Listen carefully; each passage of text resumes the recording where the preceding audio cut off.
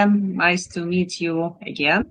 And today we are going to ask Larry some questions. And of course, I think the most asked questions recently is now what about these Epstein files and what about the people mentioned? And there are a lot of conspiracy theories around all of that. So, Larry, could you please tell us what do you think of these files and what do you think of people who are mentioned? What's been released right now is only half of what's available. So just the volume of these files tells you that there was an active investigation. So the real question ought to be, why hasn't there been any action taken against anyone other than Jeffrey Epstein and Ghislaine Maxwell? And when you look at the prominence, the number of very wealthy businessmen and the prominent politicians that are implicated in this, I think it becomes clear this is the image of the Department of Justice. They had that statue with the woman holding the scales of justice wearing a blindfold. No, there's no blindfold. Got it up. We're looking out of one eye. And the rules apply for some and not for others. Plus, the other thing that's implicated in this is the intelligence operations. Both, there's beyond any doubt that he was an operative, an agent of access for the Mossad, but he also had ties with the CIA, ties that went back to the days of Iran-Contra. So he got crosswise with somebody. Because when they ultimately put him in jail, then he was killed. And this nonsense that he killed himself is just, it's another one of those lies. I have a question on this because,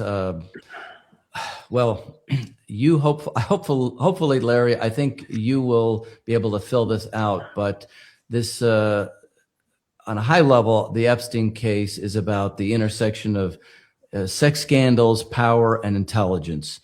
And I was trying to think historically, has there ever been some kind of a parallel like this?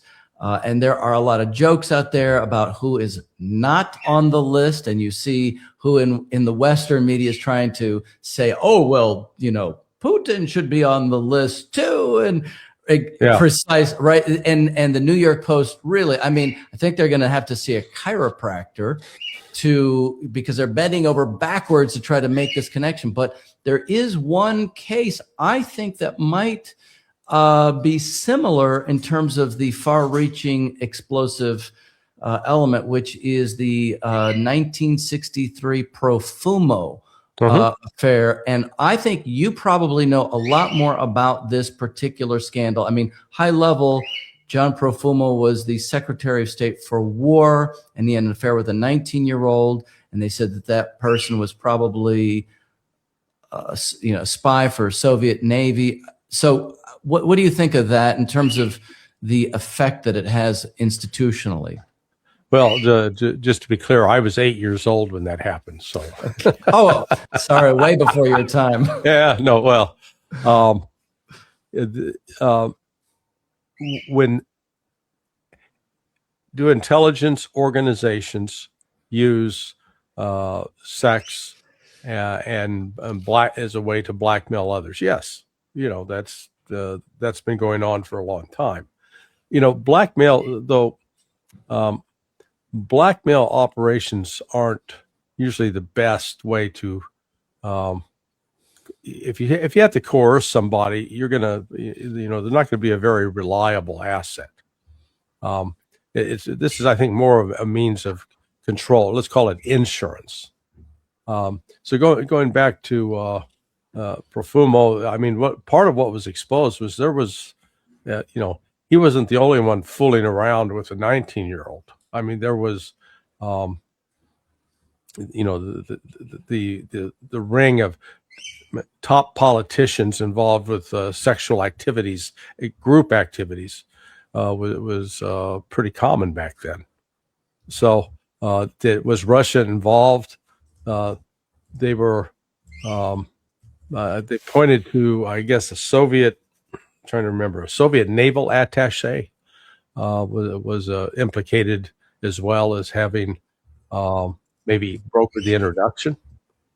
But so this is what makes Epstein case so different, is how extensive it was. And he actually sort of followed in on the heels of his let's call it his non-father-in-law. I mean, he was never been married to Ghislaine Maxwell, but Ghislaine Maxwell's dad was a major intelligence operative, and he was killed by Mossad because he was threatening to expose some of their activities. So he's the one that brought Epstein into this dark world, and then Epstein made he made quite a career out of it. What's fascinating is Epstein was not that bright. I mean, he was not some closeted genius. There was a tape out with him talking to the former Israeli Prime Minister Ehud Barak, and he's trying to spell Palantir. He couldn't spell Palantir. It's like he's going Plellent, and it was like, good Lord, man. So, Jelena, do you have that other one that I sent you with the Dalai Lama? Because Here it is. Now, this is, to me, less surprising because of who Dalai Lama is really as a agent of Western influence against China than what the New York Post is writing. Because I think there's a lot of confusion. There's a lot of mixing good and bad, and people are basically struck with the idea that all government is corrupt, and it's just like, I mean, it could rock every government, just whether it's true or not. Yeah. Do you have any thoughts on that? On the Epstein releases. Again, I don't think that the New York Post article rather is very. I think that there's a big stretch. Let's put it that way.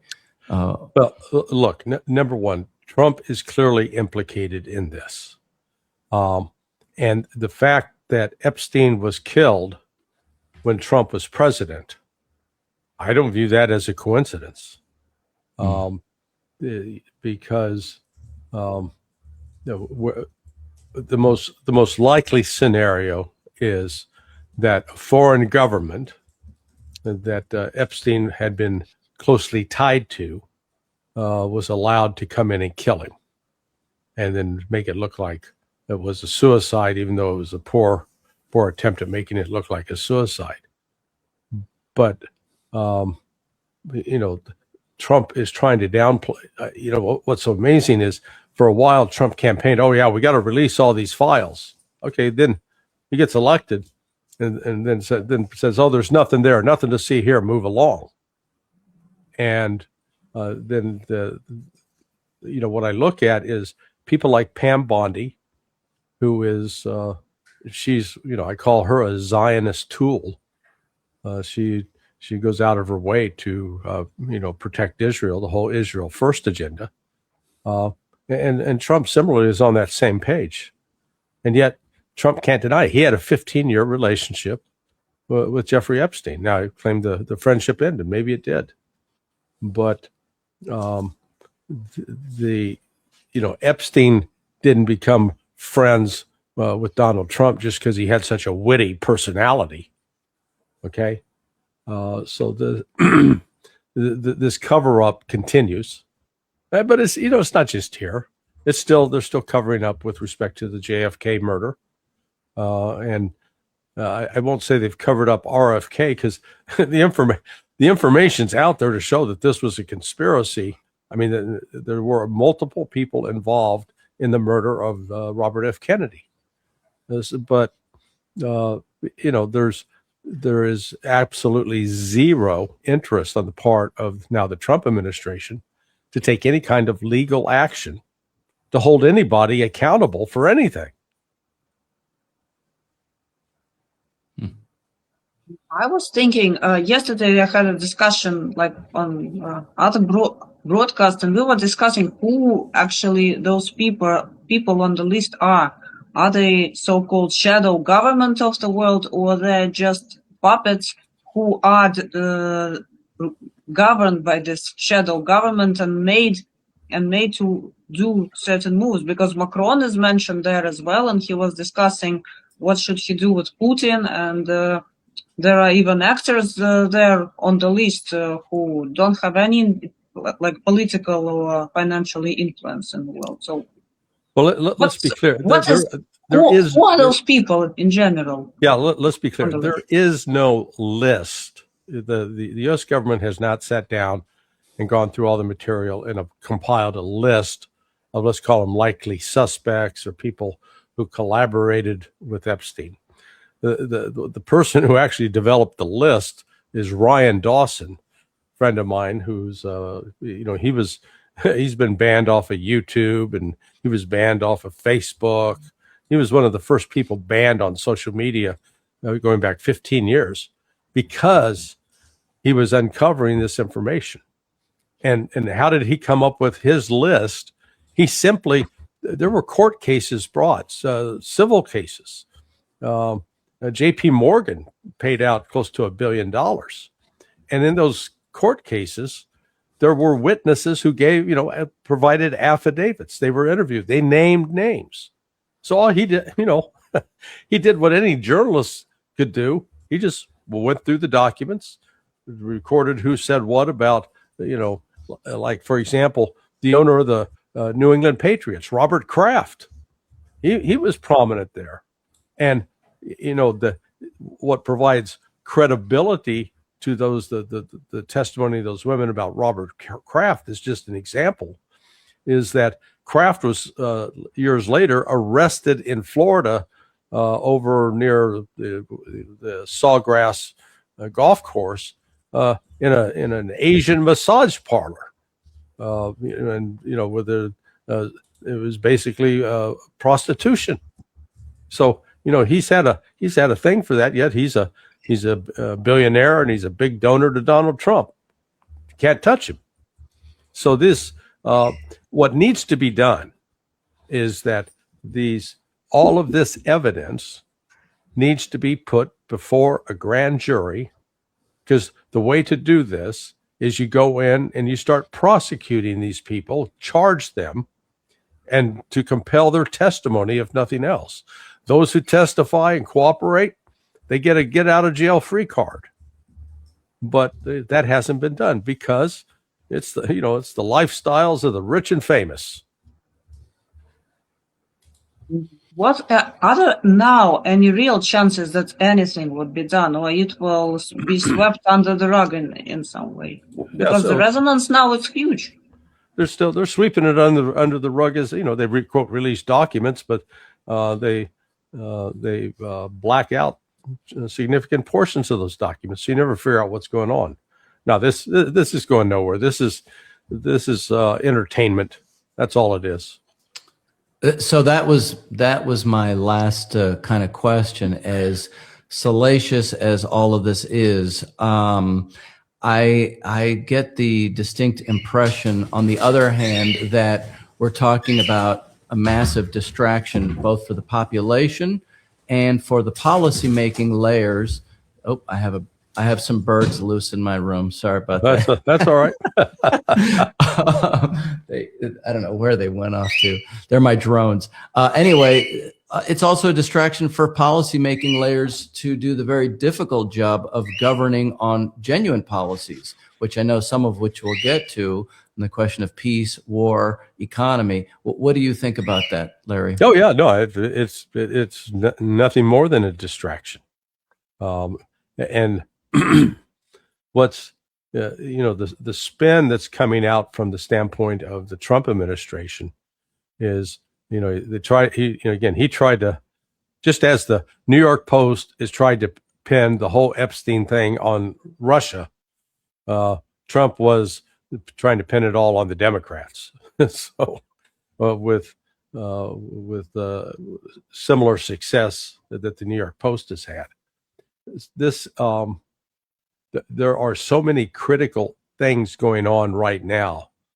And that, and I guess maybe what the Epstein affair in my mind goes to is a government that is lawless, out of control, accountable to no one, and you can do anything you want. I mean, some of the reports connected with Epstein are dark and evil, and it involves child sacrifice and even claims of cannibalism, and just very, very despicable, evil things. And what does sort of strike me is this obsession of sex with children. I mean, it's so twisted and so unnatural, and yet it appears to be fairly common among a number of elites around the world. And that they all come together. Like here you got Prince Andrew hanging out with Epstein, and they've even you got some photographs with underage girls. They used to talk about the Grove, I believe, in the 1980s with some of the elite policymakers. I want to say that was in California or something like that, but this is now global, and it's all already under conditions where the unipolar and the EU systems are crumbling already. So that's why I say I feel very conflicted. I feel like it's a distraction on the one hand, but it also could potentially just kind of help push over the edge a broken system. Yeah, well, in fact, I maintain this is one of the reasons the West hates Putin. Putin is a prude. Putin is really an old-fashioned guy, and because he's not into this libertine lifestyle that is embraced by so many. I mean, like the picture of that Lord was his Mandelson. Dude standing around there in his underwear, looking at something. Shameless. And, shameless. I completely, with I'm not sure who the young woman was, but they named that guy to be ambassador to the United States. No, and when Starmer nominated him, they knew he had a relationship with Epstein, and said, "Well, no big deal." Unbelievable. And now there are reports, like several minutes ago, that he resigned from the post. Oh yeah.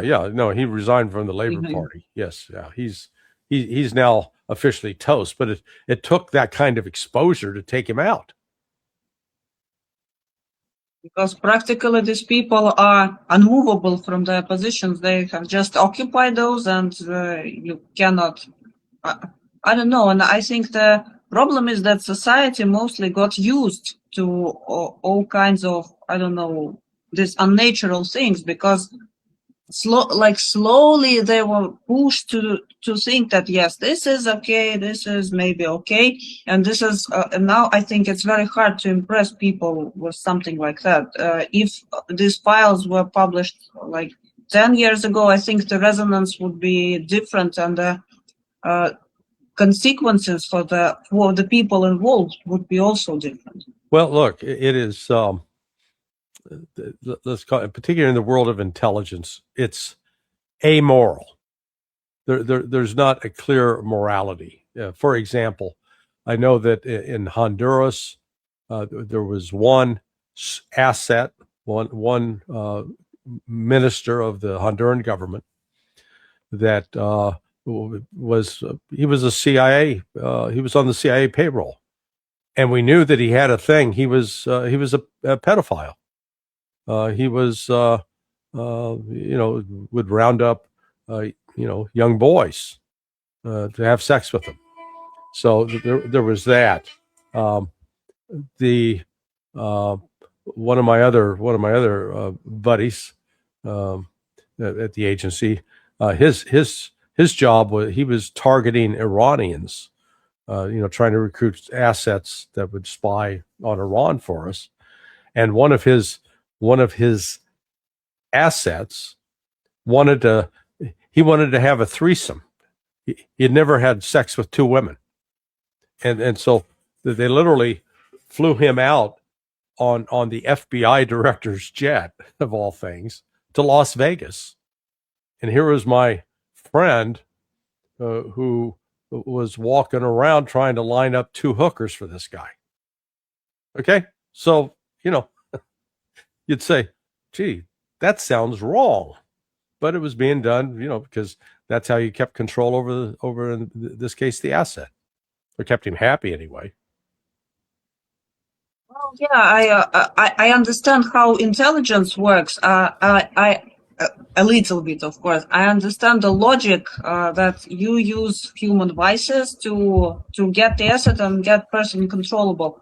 But I was thinking mostly about like general public, because some things which were unacceptable for general public like 10 or 20 years ago are now slowly but steadily they move into like acceptable field. This is what scares me, because in some European countries there are even parties who protect rights of pedophiles, and they don't want to call them pedophiles anymore.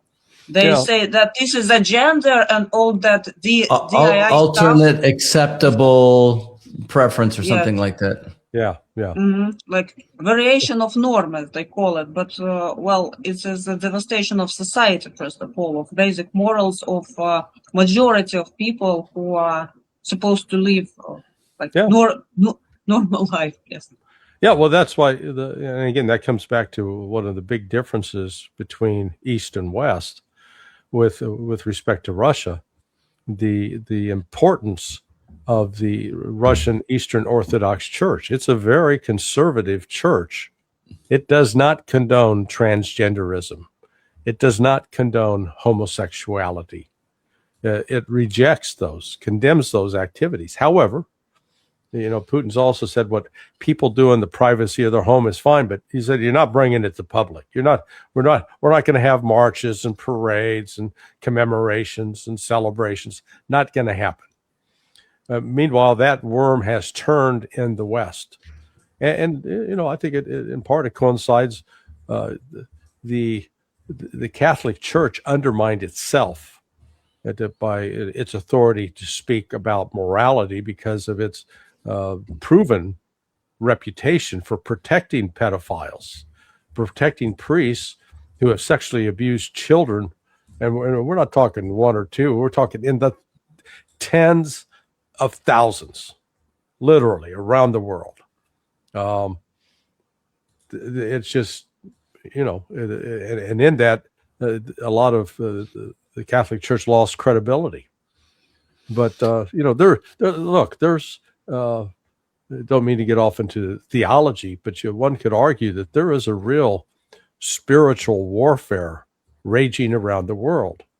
Again, it transcends any particular religion. You find it in Islam, you find it in Judaism, you find it in Christianity. A while ago, I read the Decameron by Boccaccio, and he very humorously and also grotesquely wrote about these problems in the Catholic Church back in the 15th century during the Dark Ages. So it literally is a Dark Age phenomenon. And in the context, again, of everything that you are talking about, because you know it from the inside, I remember reading about the Congress for Cultural Freedom, where the CIA had promoted basically it was the idea of promoting subversive counterculture in the mid to late 1960s. So you had what we're familiar with the whole rock, drug, sex, youth counterculture. Yeah. You had people like Theodore Adorno and his authoritarian personality book, where really the idea was to legitimize what we are saying here and what Jelena is saying about the elite behavior in the population as a subversive tool.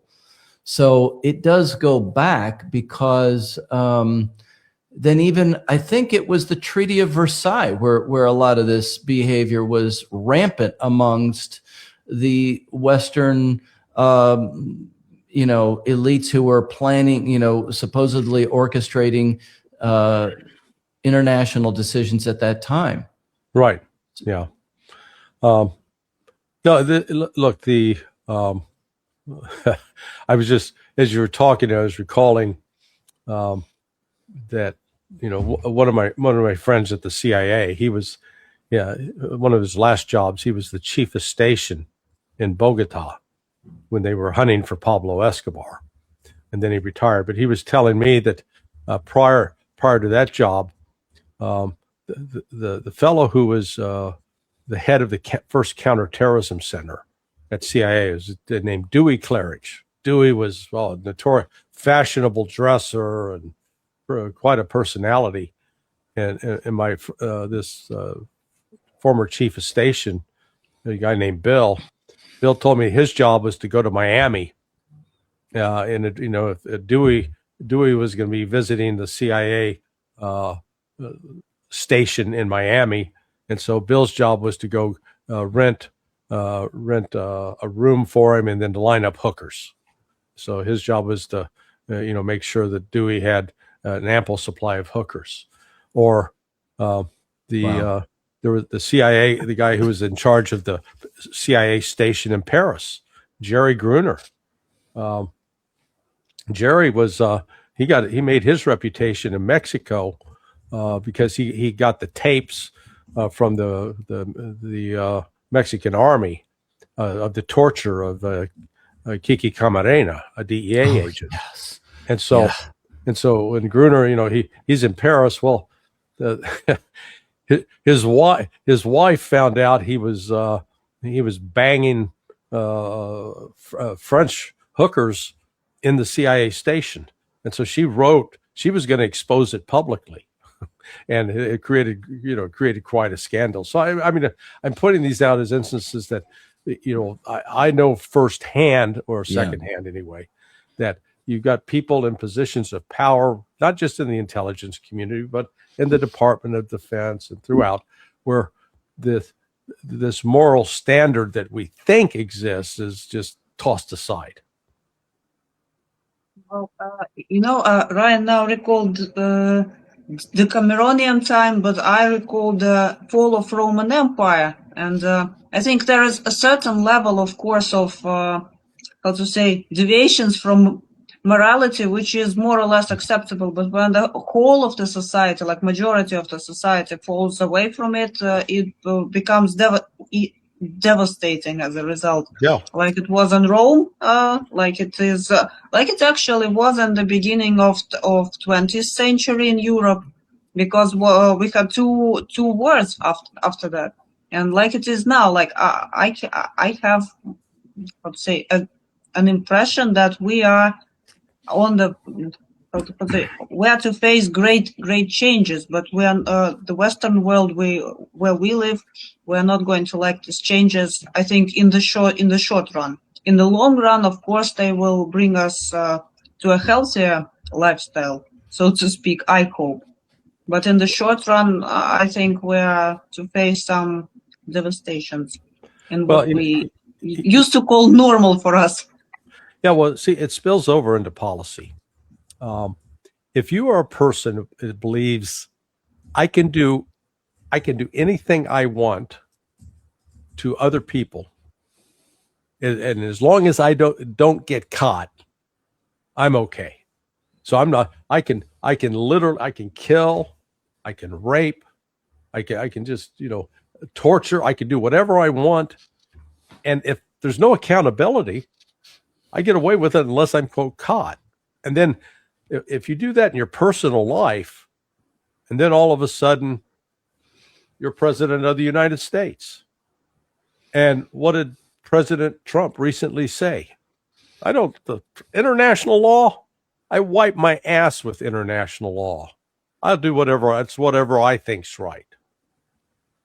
And then out of that you get, we're going to commit an act of war against Venezuela. We're going to, is Rand Paul so adroitly noted in his interrogation or questioning of Marco Rubio last week.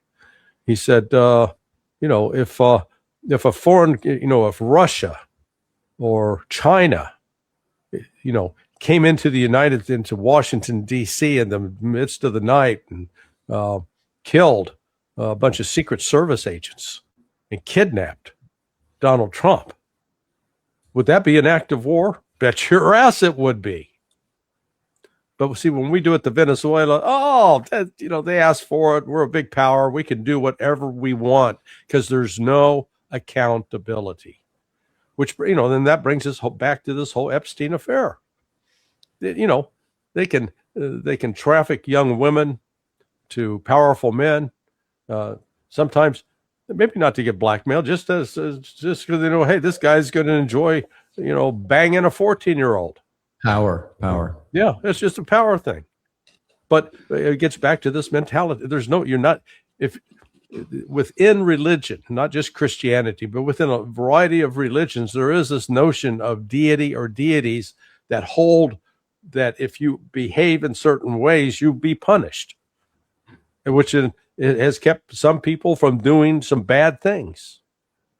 And once you lose that concept that you're accountable to some eternal deity, forget about it. They're nothing. I can do whatever I want.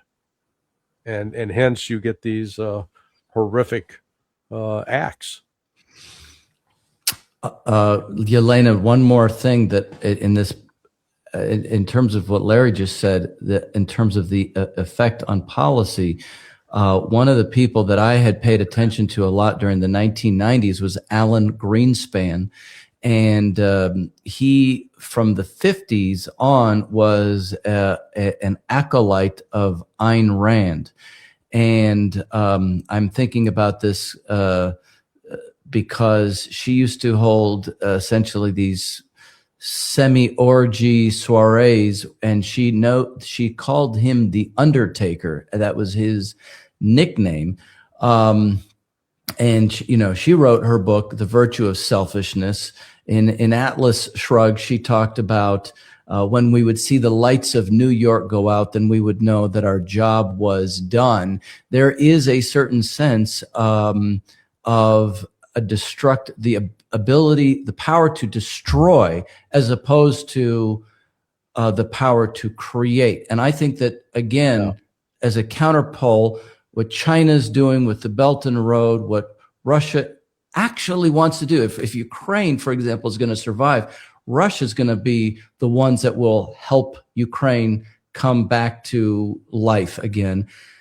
It's a creative notion versus a destructive notion. And that reminds me, whom the gods would destroy, they first make mad. And that's what I feel like we are is in that cultural, like Jelena said, it's a cultural thing. It's not just the leaders. Right. It's all the way. Yeah. Yeah, no, it is, the United States sees itself as this power for great good. Yet, when we step back and just take an objective look, if you showed up on a spaceship from Mars, knew nothing about the Earth, nothing about the different nations, and you had to sit down and say, okay, hey, tell me about what's going on here. Which country has been involved with the most attacks on other countries over the last 80 years? Oh, that'd be the United States. Which country has killed the most civilians or caused the deaths of most civilians? Oh, that'd be the United States. Which country has military bases around the world and interfering in the affairs of other countries? That'd be the United States. We don't see ourselves that way. We like to say, well, we're good, we're well intentioned. And that's why my favorite movie metaphor for this is the movie Angel Heart, which had Robert De Niro. He played a guy named Lucifer, and Mickey Rourke. And Mickey Rourke is hired by Lucifer to go find a murderer. Well, and he goes through this the entire movie is about him coming to discover at the very end that he's the murderer. Mickey Rourke was looking for himself. And that's sort of the United States. We keep looking for all these, these communists, these radical Islamists, these kill.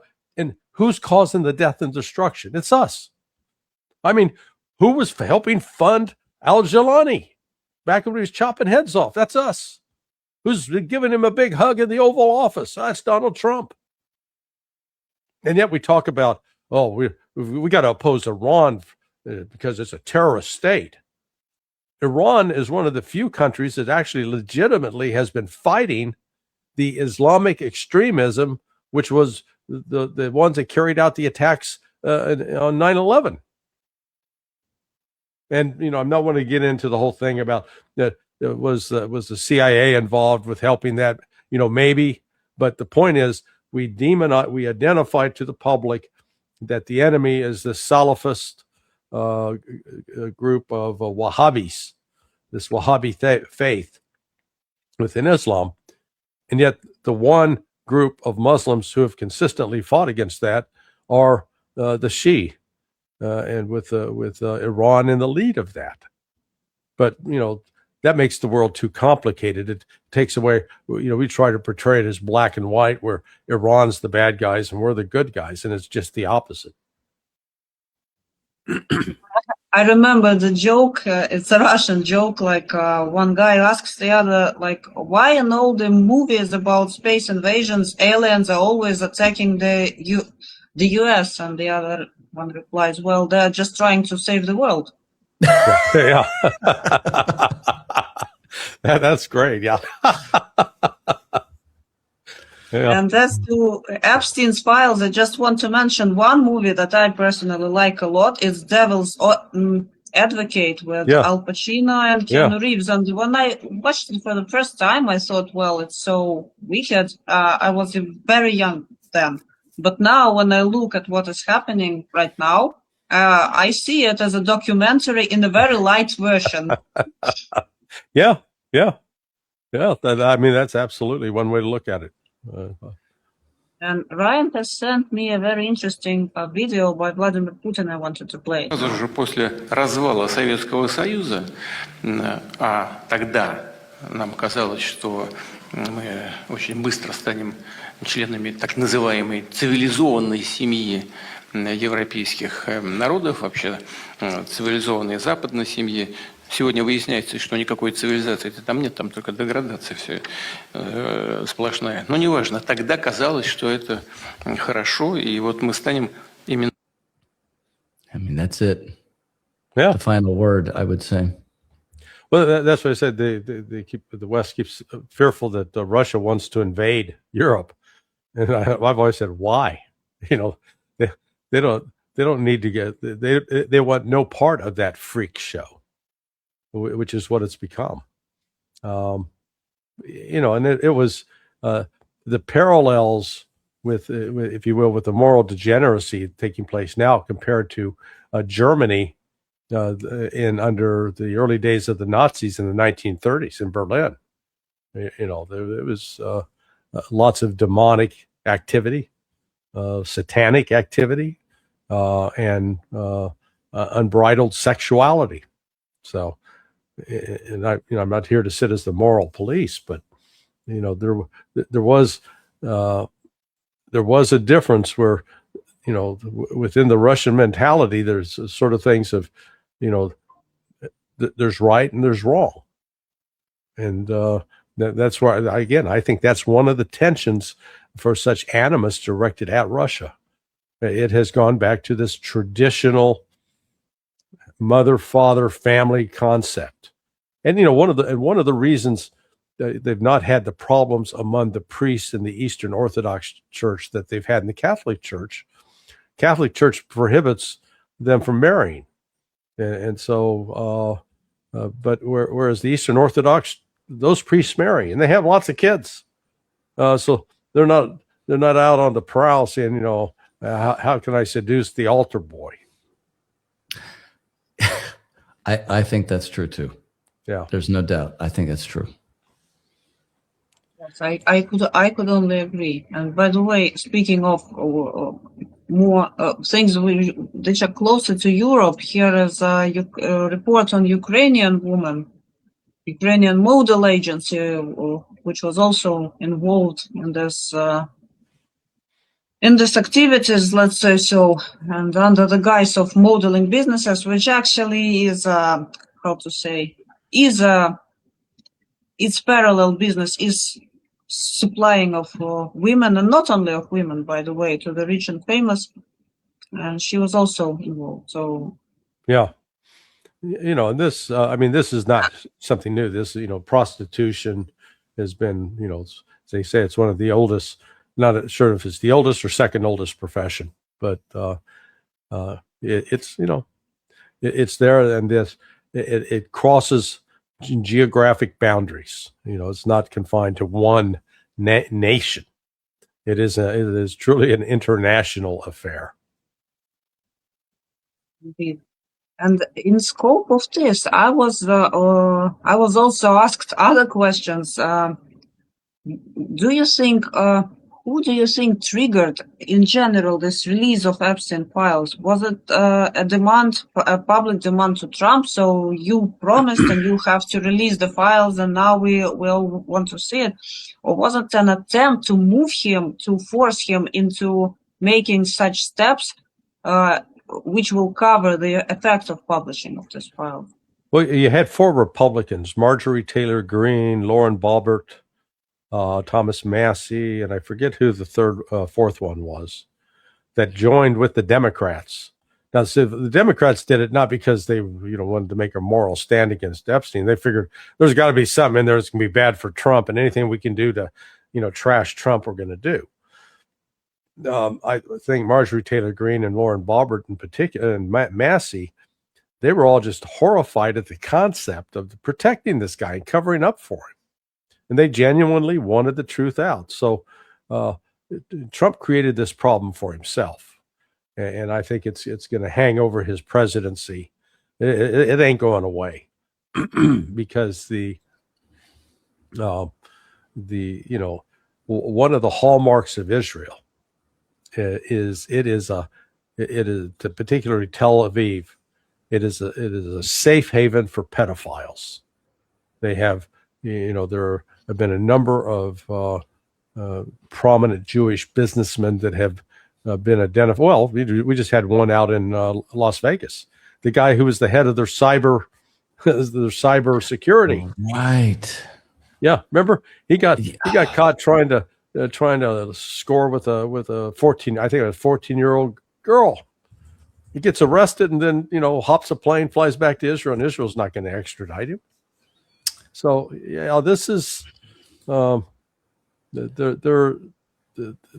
some pretty ugly but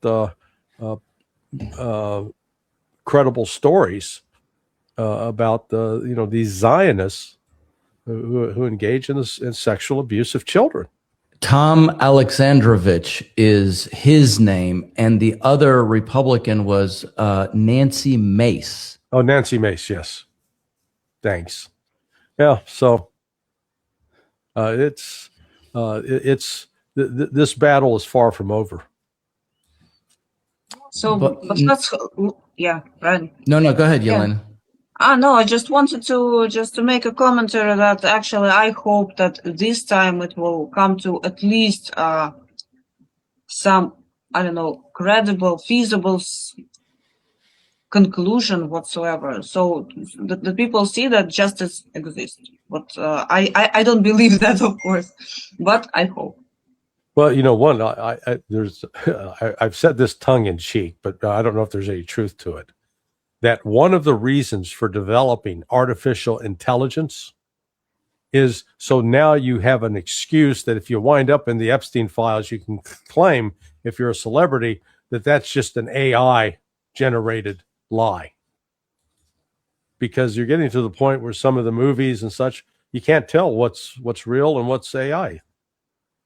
And so yes, we were talking about that with one of my friends, and there is that AI, I think it's Sora 2, and that generates videos that even an expert cannot tell that they AI generated. Yeah.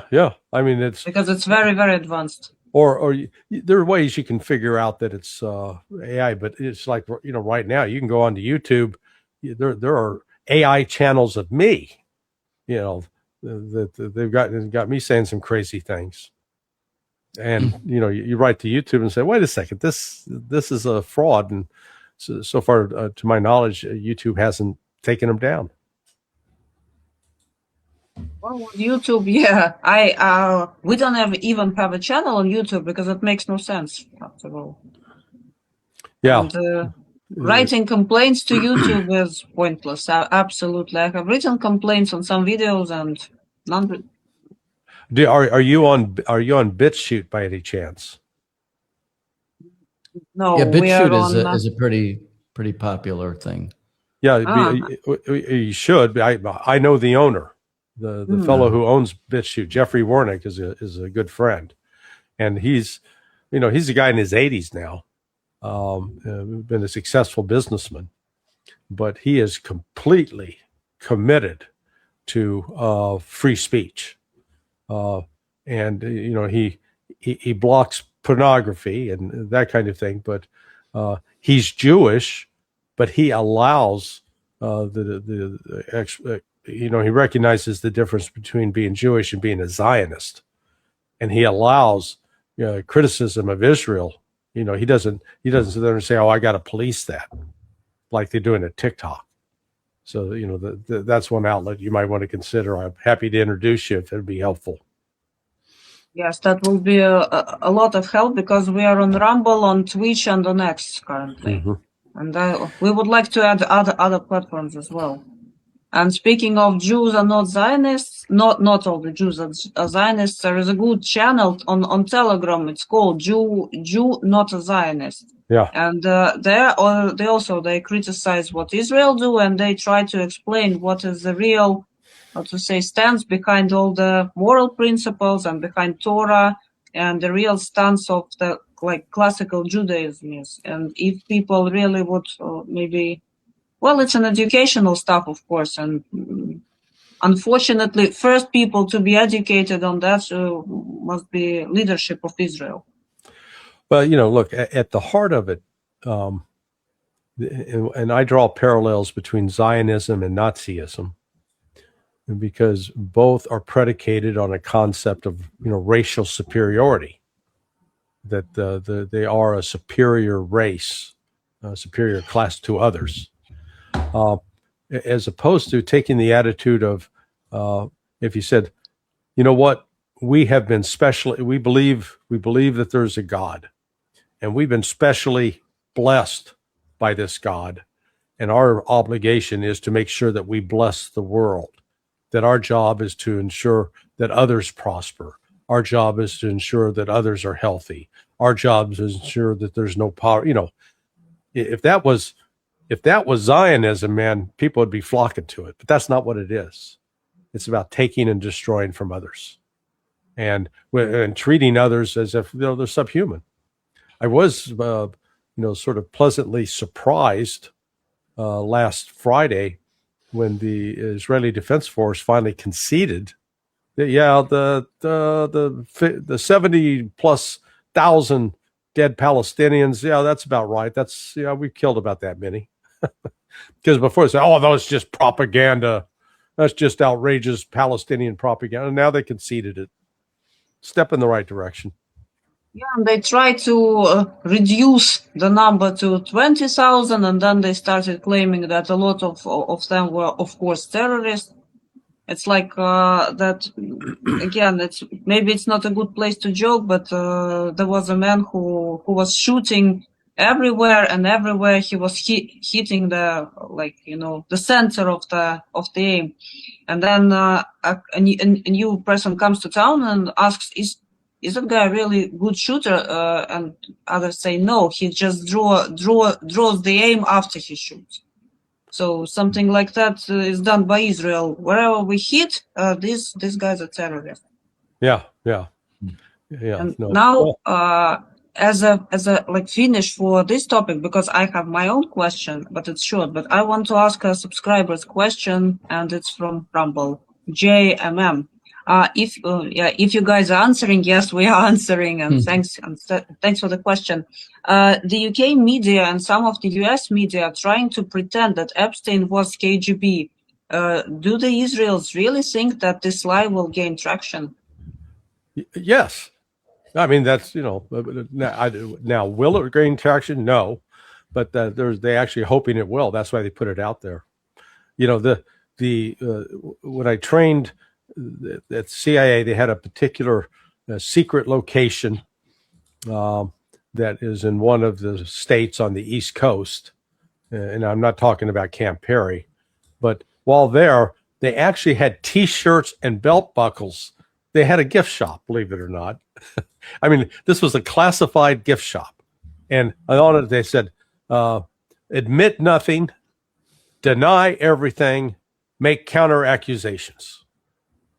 And that's the intelligence community approach. If you've got something that's actually true and you're trying to fight it, don't admit it, deny it, and make counter accusations. That's what's going on here. Well, it looks ridiculous to some people, but well, to some might have also believed in that. Like in X-Files, I want to believe, and some people really want to believe. Yeah, Ryan, you were about to say something, and I interrupted you. Sorry. Well, no, I mean, I'm fascinated by the discussion. I was thinking about all of these different things in the context of lots of discussion about invasion of Iran. We know the Saudis, now maybe Jordan. I forget now suddenly another group of these countries. More and more of them are saying United States can't use our territory to attack Iran. Reason I'm bringing that up is because in the loud clatter, there is always the discussion, well, Israel totally controls Trump. And sometimes I think that's true. And then sometimes I think, well, maybe Israel is sort of like this little sharp-toothed chihuahua that we use when it's convenient to us. Yeah. And Scott Ritter, of course, you know him very well. He says, look, and I agree with this. We're coming into the midterm elections. Unless Trump has it all in the bag and it's a one and done thing with Iran, it's something that he would say, I don't care what Netanyahu wants with regards to Iran. I have to maintain my control of the political situation. So maybe you could say some things about this question of invasion of Iran from the political standpoint too. Yeah, I don't think the attack on Iran is going to happen for one simple reason. Remember the Operation Rough Rider from last March against the Houthis in the Red Sea. At one point, the United States had 2 aircraft carriers, up to 5 destroyers or cruisers with air defense missiles. Do you realize that right now this so-called armada that's in the Arabian Sea, it's only 1 aircraft carrier. It's only 3 destroyers. In other words, we've got less naval military presence in the Arabian Sea to go against Iran, which is 3 times larger than Yemen. Mm-hmm. And yet with a larger force going against Yemen, which didn't have aircraft. They didn't have drones that could fly out and surveil the ship. We lost to the Houthis. They forced us out of the Red Sea. How in the name of God are we going to take on Iran, which has ballistic missiles and a capability of a quality and quantity that Yemen never had? And the Israeli, they have an air force, but they also have drones that are comparable to, if not better than, the MQ-9 Reaper drone that the United States has. In fact, 3 days ago, Iran revealed videos. They flew out and were surveilling the aircraft carrier with a Predator drone. And the U.S. didn't attack it. I don't know if they knew it was there and it was harmless or what. So the point, that's why I say the point is, militarily, what would the United States do? Because we've got the same capabilities that were off the coast of Yemen, and yet the mission, their part was to destroy all those missiles on the ground, and we failed. Because why? They had mobile missile launchers. Well, guess what? Iran has mobile missile launchers for starters. Iran also has underground missile launching facilities. They are, they'll come out of the ground and we don't necessarily know where they are. Alistair Crook said he knew of at least 57 different locations around Iran. Wow. And we don't have enough aircraft to launch bombs, and we're assuming that we get to fly unimpeded over Iran. And, good luck with that. I know that there are some in the Pentagon that believe that, but the Chinese and Russians have deployed some significant air defense systems there. And as well, there's I learned last night from a contact that China has provided is integrated now Iran into its satellite system so that they can actually disrupt GPS signals inside Iran. So, because if the United States launches a Tomahawk missile, that navigates according to GPS. And if you're disrupting that GPS signal, Tomahawk's not going to work. So it's a long answer, said that Trump is saber rattling, but we don't have the ability to deliver the knockout blow that we claim. I mean, we're trying to attack Iran with less military force than we used against the Houthis, who beat our ass. What I have also heard, by the way, it was after 12 days war between Israel and Iran, when U.S. was also engaged in bombing, and people who are close to Russian military, they said, well, Russia had a very good observation, and they had a very good real life experiment to see how U.S. bombers and bomber carriers and how the fleet operates as well. So it was a very beneficial for intelligence to observe this operation and draw conclusions about the things that maybe military planners in the U.S. even didn't think about. Well, yeah, I wrote a piece last week, and one of my good friends, old friend, he was a Navy SEAL commander. He was set up and commanded the Hercules barge, which was a floating special operations Navy base in the Persian Gulf back in 1987, when Iran was laying mines and we were trying to stop Iran from blocking the Straits of Hormuz back then. And so he basically wrote me an article and said, basically, you don't know what you're talking about. Well, he hadn't considered the fact that with these drones that can fly, they can fly 2,000 miles. So they've got tremendous distance, stay aloft for 20 hours, and can communicate back to Iran. It's like once you have a drone that's over the aircraft carrier, or can pinpoint where that aircraft carrier is, I believe that Iran has a technology that they can, if you will, it's like a laser guided missile. You can guide a missile into that ship. So just sitting back, normally with conventional missile, you're trying to figure out where the location of a ship is because he's got to fire from point A to point B. Not if you're able to basically like a laser designator on it to fly it in. And that's, that's where I think the military planners haven't thought this through. In fact, it wasn't until really yesterday where I said, how much, what's the comparison of the naval force that we've now got in off the southern coast of Iran compared to what we had going against the Houthis? I got to tell you, I was shocked. It's less. Far less. It's smaller, not bigger. Mm-hmm. And when you look at this, by God, we couldn't stop the Houthis. It's just crazy. Well, and the issue is our best experience, if you will, in a number of years, I'll just say, is as an expeditionary force. So you need that logistics in-depth potential to make this kind of attack happen.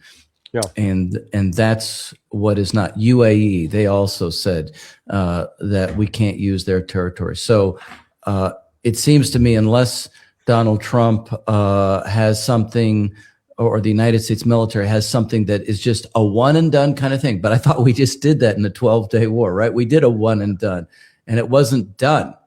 So, yeah. Well, I think, look, the big difference here is that Iran has made it very, very clear that it is going to retaliate in full scale against U.S. military bases and against Israel. It's not going to pull any punches. And they absolutely have the capability to do that. And as you're pointing out, that the United States only have two types of weapons. We've got the naval weapon, attacking from the sea or attacking from the air. And the problem is, if we're being denied the use of air over Saudi Arabia and over Qatar and over Turkey and over Iraq, we got a long ways to fly around to get to attack Iran. And then if the naval power, those ships can't just sail, to be 5 miles offshore, because then they're extremely vulnerable to the anti-ship missiles that Iran has. So now they're talking about standing about 1,000 miles. Let's put it this way: would they launch a Tomahawk missile from a destroyer? That Tomahawk missile can only go 1,000 miles. So if you're parked 500 miles off the coast of Iran and you fire your Tomahawk, do the math. It's only going to penetrate 500 miles into Iran. Well, a lot of these missiles and the underground missiles stuff, they're farther north. So the Tomahawk's completely ineffective. It can't even hit the targets that we would think would be targeted. That's what I said. They haven't thought this through at all. Yeah. On the back of the drop of this, I have one final question. Okay.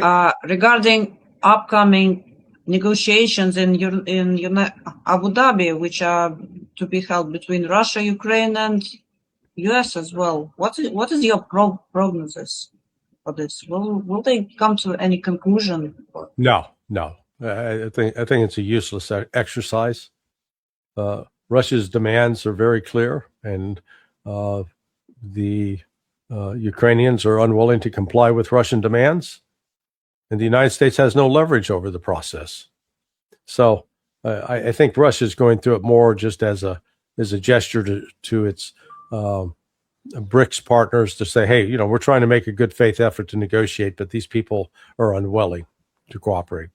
But no, it's not going to accomplish anything. There was some remarks by Kaja Kallas yesterday, main diplomat of the European Union. Excuse me. It is written like that. Well, and she said that Zelensky is as if agreeing to make some concessions to Russia. So maybe Europe is also trying to influence him in some way, because they just cannot sustain this conflict anymore. Well, even if they want, of course, but they cannot do it physically. As I've said before, this will be settled on the battlefield. So, which seemed to be quite escalated last night coming from Russia. The number of various missile deliveries was substantially more, and there hasn't been a day, to my knowledge, where the drones attacks have not subsided. I know that President Trump asked President Putin, and according to him, he agreed to stop for 1 week. But I think it still remains the case, exactly what you're saying. It's just going to be solved in the battlefield. Well, yeah, and what was interesting, that 1 week was apparently started a week ago Sunday, and Putin said, yeah, we'll do it until the 1st of February. February 1st was 2 days ago, and Russia ramped back up. They didn't stop drone attacks, but they did stop missile attacks. But they ramped back up last night in particular on the 2nd, and just pounded the Ukrainians. Yeah, so this is Ukraine's not going to be able to sustain the war much longer. Probably by the end of the summer they'll be exhausted.